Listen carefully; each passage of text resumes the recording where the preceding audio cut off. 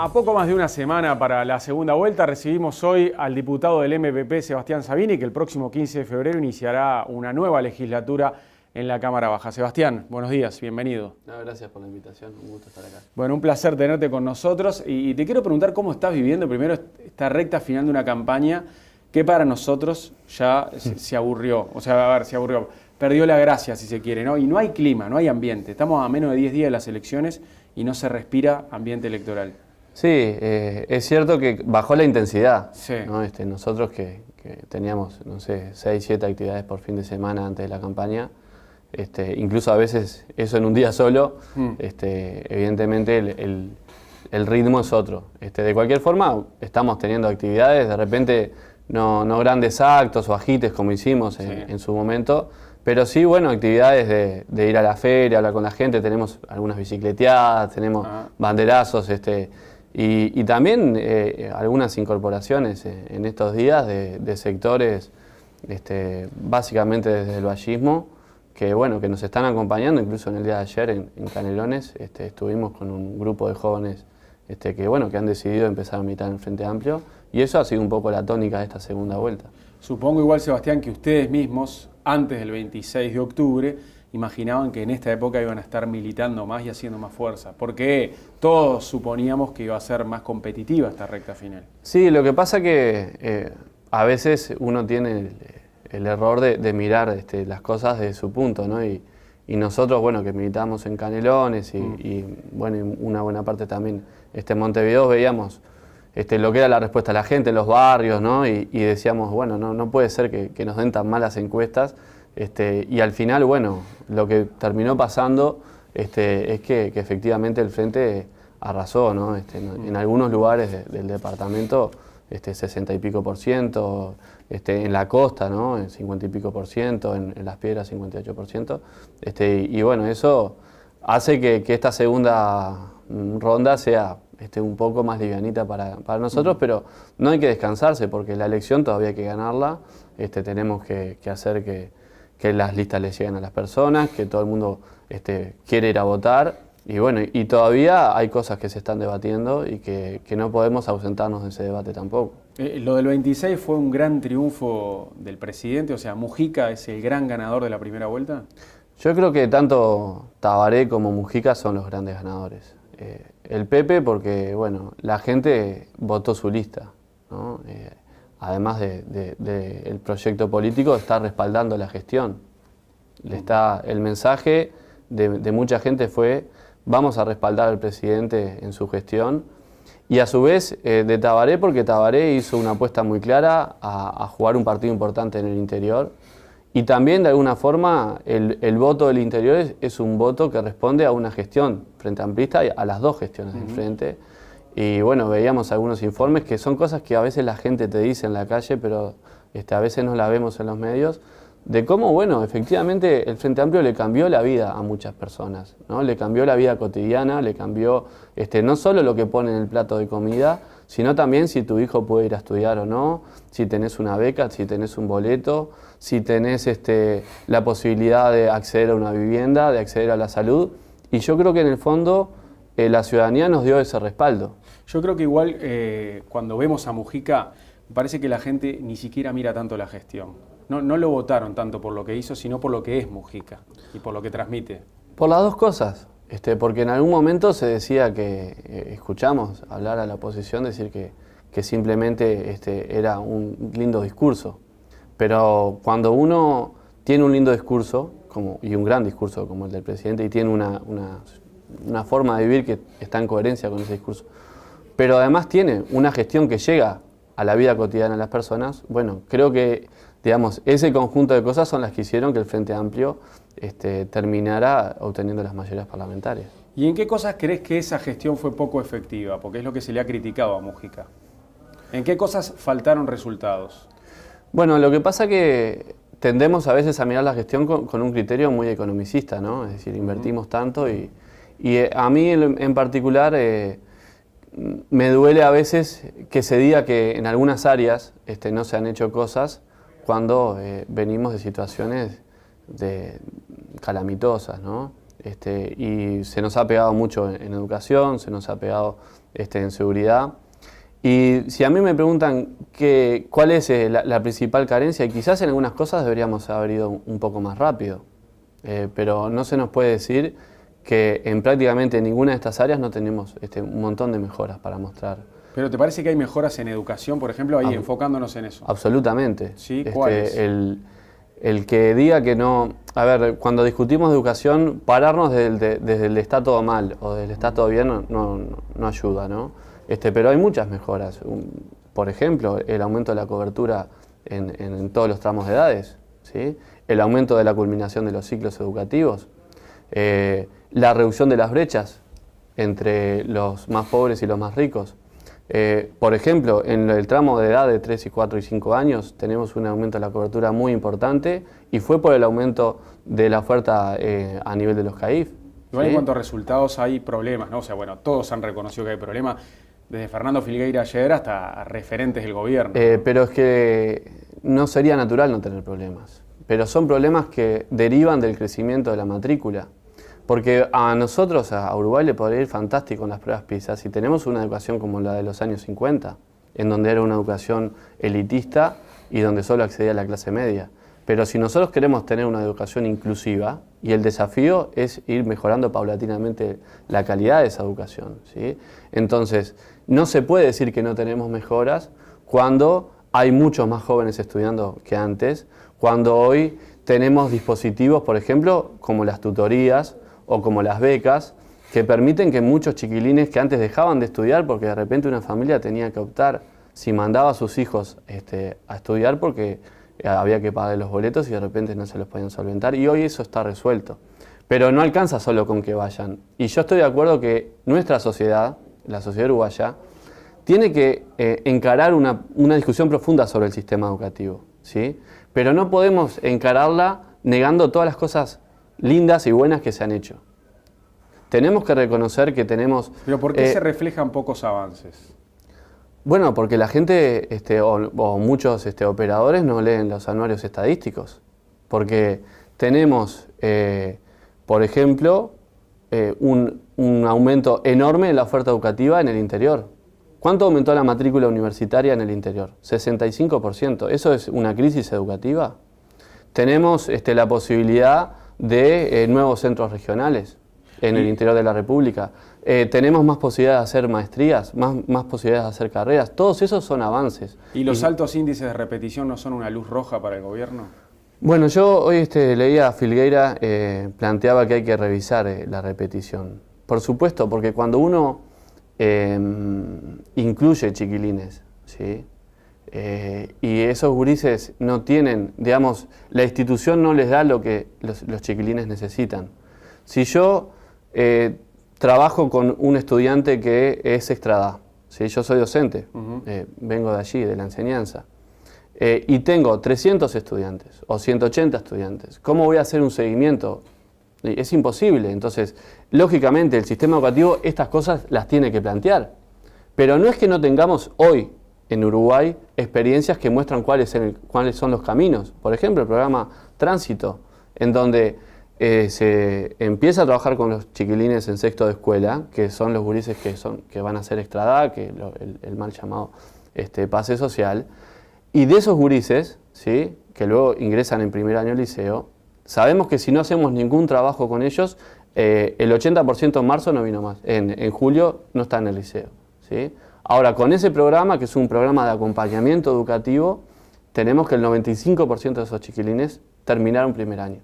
Entonces, ¿qué hicimos diferente? Bueno, les dimos un acompañamiento. Si a esos chiquilines los dejamos solos, seguramente no van a poder culminar su ciclo educativo. Entonces, esas cosas son las que el próximo gobierno del Frente tiene que universalizar, que son experiencias que ya existen y que estamos desarrollando hoy sin hacer grandes shocks, porque yo lo he escuchado mucho a Larrañaga, por ejemplo, hablar del shock educativo. Y eso es un espejismo, porque la educación es mucho más compleja que hacer unas alpargatas o que hacer cualquier cosa, que producir, digamos, en una fábrica. Es un proceso vinculante, es un proceso humano que tiene mucho más que ver, va mucho más allá de los contenidos que un profesor puede dictar, ¿sí? Cuando uno da una clase de historia o de matemática, de repente lo más importante no pasa por si el gurí aprende, no sé, la Revolución Francesa o cuándo fue la Revolución Francesa, sino que los estudiantes aprendan a decodificar, por ejemplo, el mundo en el que viven, que eso es algo mucho más difícil de lograr. Y en realidad, a veces, la Revolución Francesa es una excusa para llegar a ese objetivo, ¿sí?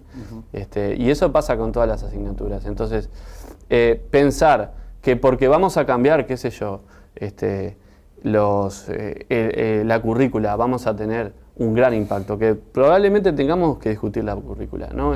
Ese no es el problema no es si tenemos 13 materias o si tenemos 5 materias o si tenemos 2 profesores, ese no es el problema pasa por cuál es la propuesta pedagógica hacia los estudiantes, si el estudiante está en el centro del hecho educativo, si el sistema educativo es capaz de individualizar los problemas que tiene y acompañarlo en su trayectoria educativa.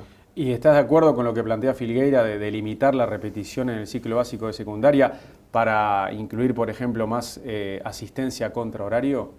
Estoy de acuerdo en que hay que repensar, porque ¿cuál es el sentido de la repetición? Eso es lo que debemos preguntarnos, ¿no? Es decir, aprender lo que no aprendiste. Se supone que, claro, cuando hacemos que un estudiante vuelva a repetir un ciclo, primero, segundo, partimos de la base que no fue capaz de aprender ciertas habilidades cognitivas, etcétera, ¿no?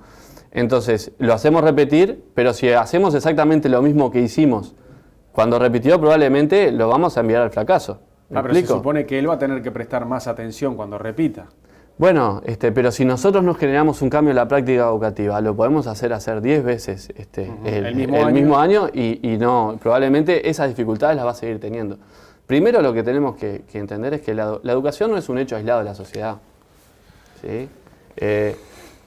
Uno de los grandes mitos que tenemos es la educación privada enseña mejor que la pública. Esto es falso, ¿sí? No es que lo diga un diputado del MMP radical, no, lo dice el BID, ¿sí? Los resultados educativos, si uno le quita las características sociales y económicas a los estudiantes, son mejores en las escuelas públicas que en las escuelas privadas. Los resultados educativos. ¿En Uruguay? En Uruguay, exactamente. Y en América Latina pasa esto.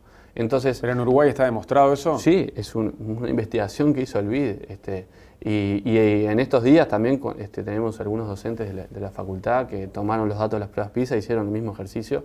Y esto es así. Pero esto es un mito extendido. Si uno le pregunta a cualquiera cómo enseñan las escuelas públicas en relación a las privadas, les van a decir que enseñan peor. Pero volviendo a la pregunta que me interesa especialmente, nosotros tenemos que entender que los estudiantes que vienen de barrios periféricos, ¿sí?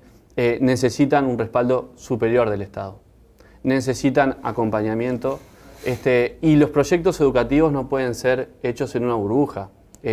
Un liceo, una escuela está en un territorio determinado y tiene que generar un proyecto educativo para ese territorio, ¿sí? Con un marco curricular común, es decir, nosotros tenemos que exigirle como sociedad a todos los estudiantes una base común de aprendizaje, ¿sí? Pero no le podemos ofrecer a todos los mismos porque las personas son diferentes, porque no todos aprendemos al mismo ritmo, porque no todos tenemos las mismas condiciones en nuestras casas. Hay estudiantes que el sistema educativo les tiene que proveer championes, ¿sí? Y si les queremos invitar a que se queden a hacer la tarea en el liceo, les tenemos que pagar un refuerzo y les tenemos que pagar un café con leche. Porque además en su casa de repente no tienen las condiciones para sentarse a hacer los deberes en una mesa. Y esto que parece tan sencillo es determinante, ¿sí? Que alguien se siente contigo a explicarte cómo se hace una tarea es clave. Y no tiene que ver tanto, de nuevo, con que si tenés 12 o 13 profesores o si tenés 5. Si vamos hacia ese lado, yo creo que la discusión no va por el carril que debe ir. ¿Vos decís que es posible que en la interna del Frente Amplio también haya acuerdo entonces para que se fomenten más las tutorías o la asistencia al contrahorario o, por ejemplo, ir a clase durante las vacaciones para evitar la repetición?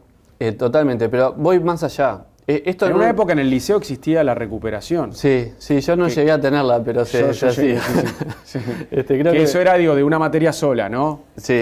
Un mes de recuperación en diciembre, ya previo a la fiesta, después del curso. Exacto. Y zafabas del examen. A ver, yo creo que el problema, digamos... Pero esto es más grave, esto es para evitar la repetición, lo que está planteando Filgueira. Exacto. A ver, Uruguay tiene necesariamente, más allá de lo que pase en las elecciones, tiene que hacer un plan estratégico de educación. Y ese plan no lo puede hacer solo el Frente Amplio. Porque si no estaríamos cometiendo el mismo error que cometió el Partido Colorado en el 96. Que fue querer hacer una transformación educativa, en aquel momento una reforma educativa, sin los principales actores. ¿Cómo vamos a hacer una reforma sin los docentes? ¿Cómo vamos a hacer una reforma sin los estudiantes? ¿Y cómo vamos a hacer una reforma sin los que piensan diferentes que nosotros? ¿Vos decís que el Frente igual reivindicó algunas cosas de la reforma de Rama? Bueno, porque el maniqueísmo en educación existe, ¿no? Yo creo que hay cosas que fueron interesantes. La instalación de los SERP, ¿sí? Que nosotros las criticábamos, pero no por el SERP en sí mismo, porque está bien llevar la oferta educativa a los territorios. Lo que criticábamos era el IPA, que fue la carrera que yo hice en historia, tenía 4 años y el SERP tenía 3. No, tenemos que tener una formación docente unificada. Ahora quisimos aprobar la Universidad de Educación y fracasamos, ¿sí? Y resulta que en estos días Da Silveira dice, no, la Universidad de Educación tendría que estar en la Universidad de la República. Nosotros propusimos una universidad autónoma y gobernada y el Partido Nacional no la votó. Pero está bien, de repente esas son cosas de campaña, ¿está bien? Ahora, si queremos una transformación educativa, Uruguay necesita un plan de aquí a 30 años. ¿Para qué? Bueno, para que todos los estudiantes del ciclo básico terminen el ciclo básico. Para generalizar la educación terciaria, ¿sí? Porque no podemos pretender, porque esto lo conversaba ayer con una persona. En algunos lugares, por ejemplo en España, ¿sí? Se le dijo a los jóvenes, estudien, sean universitarios, que les va a ir bien en la vida. Bueno, hoy con la crisis económica no tienen trabajo, ¿está bien? Tienen posgrados, tienen doctorados, y no tienen dónde trabajar. Entonces, la educación tiene que estar ligada a un proyecto nacional. Porque si no, estamos mandando al muere a los estudiantes. Porque además les vamos a vender algo que no va a pasar, ¿sí? Si yo les digo a todos los gurises, estudien abogacía que van a tener otro trabajo, les estoy mintiendo. Porque no todos van a tener trabajo. Entonces, si la educación no está ligada a un proyecto de desarrollo nacional y por lo tanto ligada a un plan estratégico entre los actores sociales y políticos, probablemente dentro de 10 años estemos discutiendo de nuevo estas cosas, como las discutió Julio Castro hace 50 años y no supimos resolverlas. Sebastián, te cambio de tema. La marihuana regulada por el Estado, la marihuana en farmacias, ¿se va a empezar a vender antes de que termine el gobierno de Mujica? Bueno, eso hay que preguntárselo a las autoridades de la Junta Nacional de Drogas. Canepa lo aseguró. Dijo que entre diciembre y enero se vende. Lo que pasa es que, claro, muchos se preguntan, ¿cómo van a arrancar a vender si todavía no se plantó ni se asignaron todas las licencias? Bueno, lo que pasa que, a mí en estos días me preguntaron también en un diario de allá de Las Piedras sobre cosas de gestión del Poder Ejecutivo, ¿no? Yo digo, nosotros los legisladores planteamos una reforma, planteamos un sistema de regulación novedoso que pone a la regulación del Estado en el centro, que prohíbe la publicidad, que prohíbe la compra de los adolescentes, que prohíbe la promoción de cualquier tipo de cannabis, ¿sí? Y establecimos un modelo, que es un modelo en donde el Estado va a otorgar licencias para producir. Si vos tenés 6 plantas te van a dar un permiso, si vos querés generar un club, tenés que generar ciertas condiciones para poder tenerlo. Y el tercer mecanismo es el acceso a través de las farmacias. ¿Por qué las farmacias? Porque además esto ha sido criticado, ¿no? Sobre todo por los químicos, no tanto por los farmacéuticos. Los químicos que tienen que tener las farmacias. Sí. El farmacéutico, en primer lugar, puede asesorar a los usuarios. ¿En qué sentido? Bueno, ¿en qué casos no es conveniente ser un usuario de cannabis, ¿no? Por ejemplo, si la persona tiene un problema psíquico, psiquiátrico, o si está embarazada, ¿no? Es decir, un primer eslabón de prevención. En segundo lugar, porque las farmacias están en todo el país, ¿no? Tenemos farmacias en todo el territorio, así como hoy hay bocas de venta del narcotráfico. Entonces, eso nos permite una llegada muy grande. No como en otros países que se hacen expendios específicos de cannabis, pero eso es muy costoso para nuestro país. Entonces, el Poder Ejecutivo está en el proceso de otorgar las licencias para producir, ¿sí? ¿Por qué se demora tanto? Bueno, porque esto es algo totalmente nuevo, ¿no? Pasa que se habían marcado unos plazos que no se respetaron ya.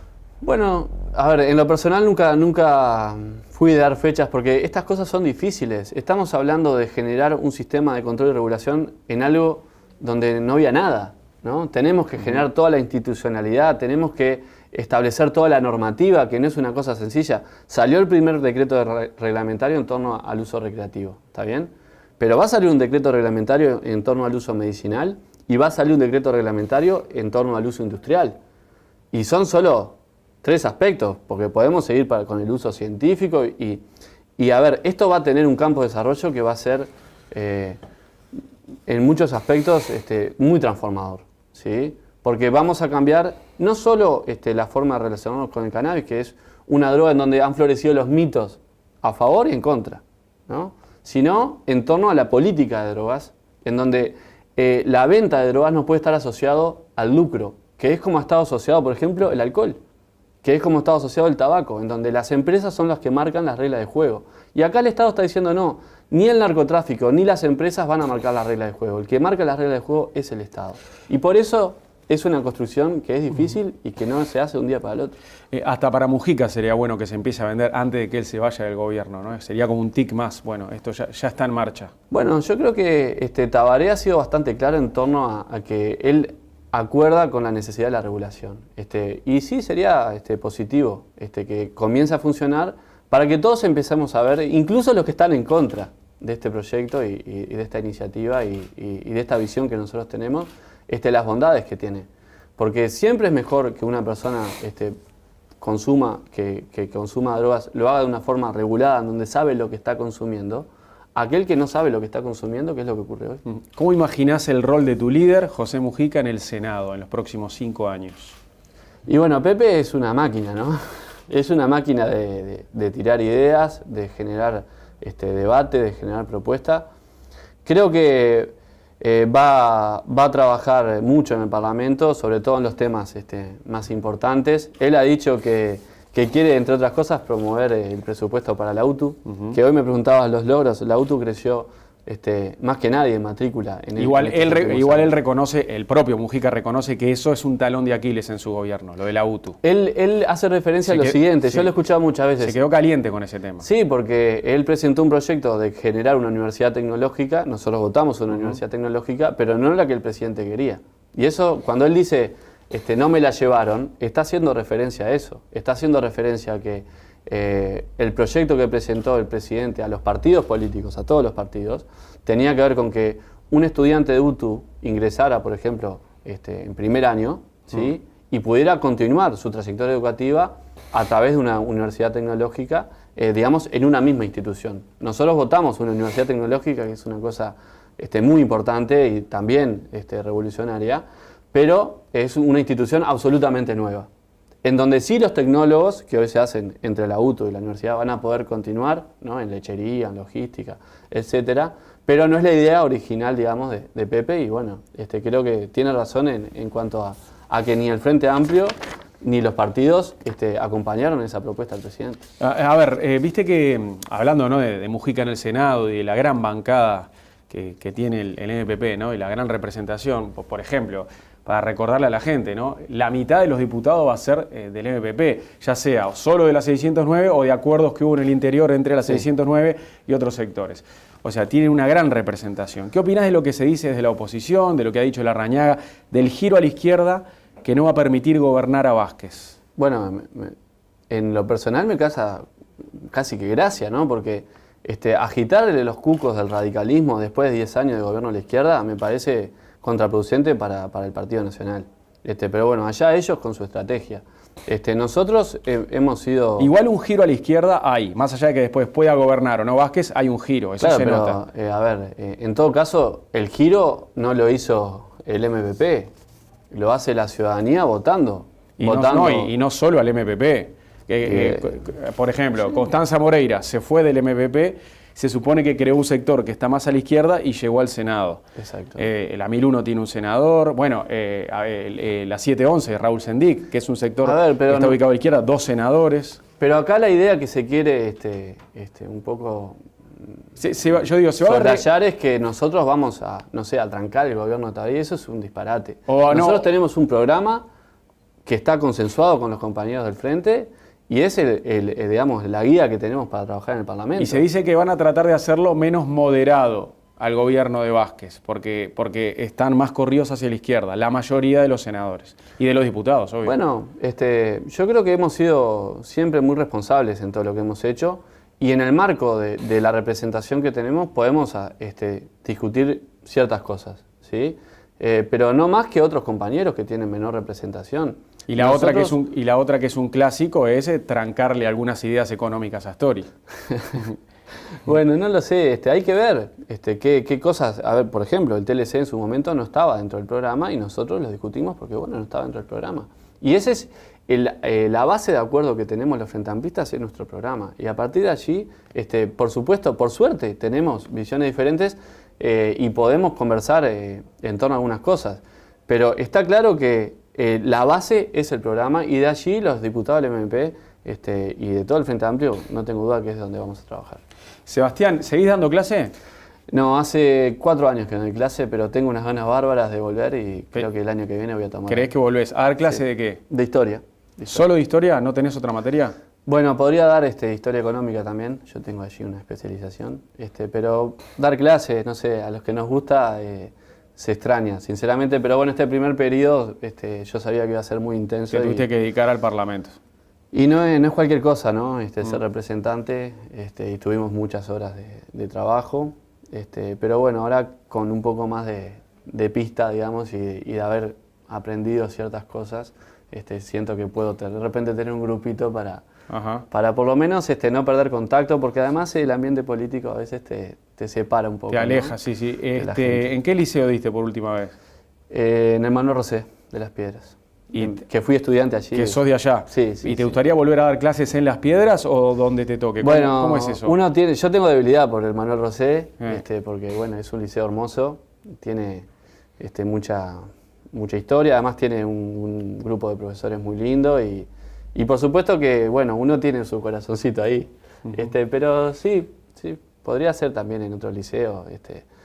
Después uno cuando empieza a trabajar, después que empezás a conocer a la gente, bueno, yo he trabajado en varios liceos como todos los profesores en este país, ¿no? De Suárez, de Pando, de Canelones, y al final terminás queriendo el lugar igual. Gracias por visitarnos hoy. No, gracias a ti. Que pases bien. Estamos teniendo actividades, de repente no grandes actos o ajites como hicimos en su momento, pero sí, bueno, actividades de ir a la feria, hablar con la gente, tenemos algunas bicicleteadas, tenemos banderazos, y también algunas incorporaciones en estos días de sectores, básicamente desde el vallismo, que bueno, que nos están acompañando, incluso en el día de ayer en Canelones, estuvimos con un grupo de jóvenes que han decidido empezar a militar en el Frente Amplio, y eso ha sido un poco la tónica de esta segunda vuelta. Supongo igual, Sebastián, que ustedes mismos, antes del 26 de octubre, imaginaban que en esta época iban a estar militando más y haciendo más fuerza, porque todos suponíamos que iba a ser más competitiva esta recta final. Sí, lo que pasa que a veces uno tiene el frente y bueno, veíamos algunos informes que son cosas que a veces la gente te dice en la calle, pero a veces no la vemos en los medios, de cómo, bueno, efectivamente el Frente Amplio le cambió la vida a muchas personas, ¿no? Le cambió la vida cotidiana, le cambió no solo lo que pone en el plato de comida, sino también si tu hijo puede ir a estudiar o no, si tenés una beca, si tenés un boleto, si tenés la posibilidad de acceder a una vivienda, de acceder a la salud. Y yo creo que en el fondo la ciudadanía nos dio ese respaldo.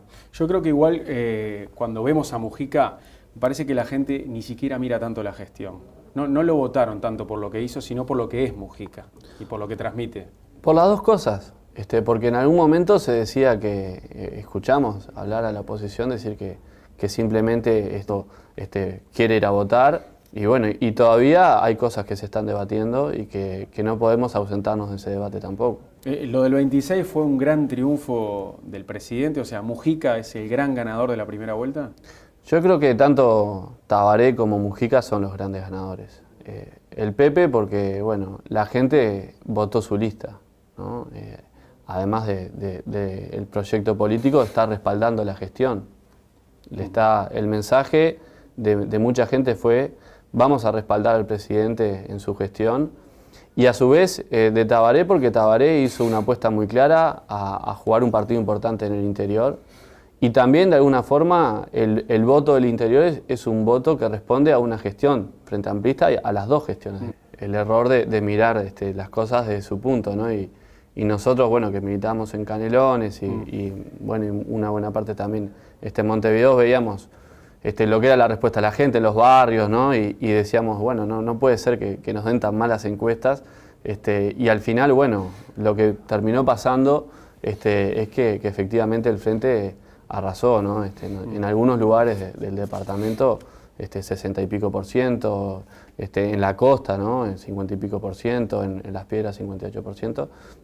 Y bueno, eso hace que esta segunda ronda sea un poco más livianita para nosotros, pero no hay que descansarse porque la elección todavía hay que ganarla. Tenemos que hacer que las listas le lleguen a las personas, que todo el mundo... A poco más de una semana para la segunda vuelta, recibimos hoy al diputado del MPP, Sebastián Sabini, que el próximo 15 de febrero iniciará una nueva legislatura en la Cámara Baja. Sebastián, buenos días, bienvenido. No, gracias por la invitación, un gusto estar acá. Bueno, un placer tenerte con nosotros y te quiero preguntar cómo estás viviendo primero esta recta final de una campaña que para nosotros ya se aburrió, o sea, a ver, se aburrió, perdió la gracia si se quiere, ¿no? Y no hay clima, no hay ambiente, estamos a menos de 10 días de las elecciones y no se respira ambiente electoral. Sí, es cierto que bajó la intensidad, Sí. ¿no? Nosotros que teníamos, no sé, 6, 7 actividades por fin de semana antes de la campaña, incluso a veces eso en un día solo, evidentemente el ritmo es otro. De cualquier forma,